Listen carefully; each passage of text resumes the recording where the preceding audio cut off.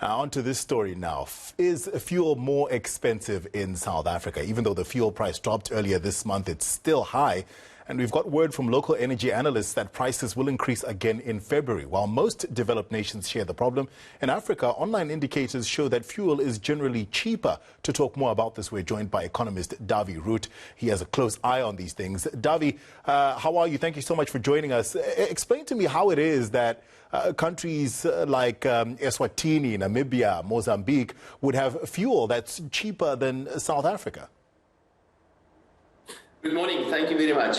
Well, there are many reasons why there's a difference between the fuel price in South Africa and some of our neighbors. But the main reason why South Africa's fuel price is much higher than that of our neighbors has to do with the fact that the various taxes on fuel is one of the most important taxes to the South African government. In fact, fuel levy, approximately 40% of what you pay for petrol goes to the various taxes, and the various taxes on fuel is actually the fifth most important tax to the South African government in terms of revenue. So that is the main reason for that, and that is that we tax fuel in South Africa quite heavily. So we can argue whether we should or should not be taxing fuel the way that we are in South Africa, but that's a different argument. But that's the main reason why fuel in South Africa is quite more expensive than in the neighboring countries. Dawie, what is that an indication of, the fact that the government is quite reliant on fuel taxes?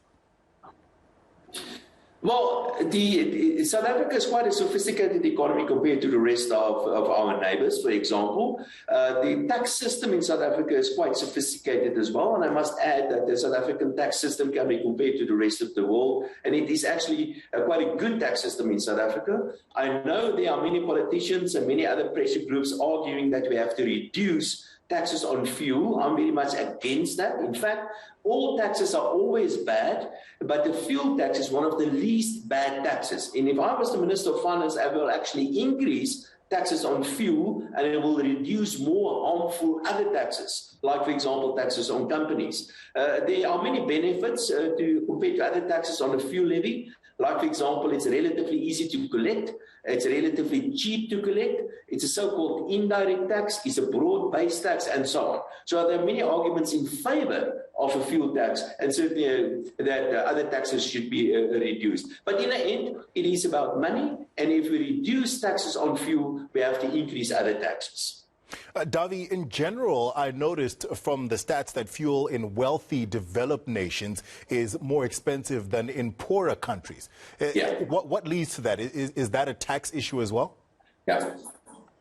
No, not only. There are some other issues as well. Remember, South Africa is a big country. It's a huge country. And things need to be transported more in South Africa than in other places. If you go to Europe, for example, there are many alternatives. Public transport is much more efficient, much cheaper. They make use of electric vehicles, for example. The railroads work properly in those countries, unlike what we have in South Africa. So there are major differences between South Africa and some of the rich countries in the world. I don't think we can really compare South Africa's fuel price to the rich world. It's much better rather to compare it to countries like, for example, China, which is much more better comparable, and countries like, for example, Brazil, which is another emerging economies that we compare South Africa's fuel prices to. But comparing it to the rich world, I think that's a bit unfair.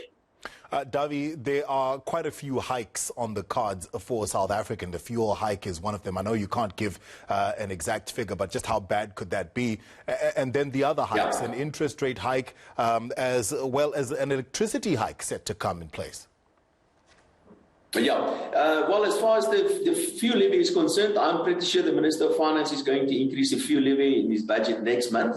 I also think there's a good chance that we could see the rand weakening over the next couple of months. The oil price may come down, but all in all, I expect the price of fuel to actually increase compared to the end of the month, for example. It is also quite clear that we're going to see an increase in electricity prices. I don't think it's going to be 20% like what Eskom is asking for, but there certainly will be an increase. And in the current environment, what we are experiencing is a lot of upward pressure on inflation, which simply means that the Reserve Bank does not have a choice but to start increasing interest rates as well. Now, all these factors put together, I'm afraid, is going to put a lid on economic growth. And for that reason, I expect that's part of the reason, but that's part of the reason why I expect economic growth this year to be significantly lower than in 2021. Dawie, thank you so much for your time. We appreciate it. Economist Dawie Roodt keeping a close eye on our economy.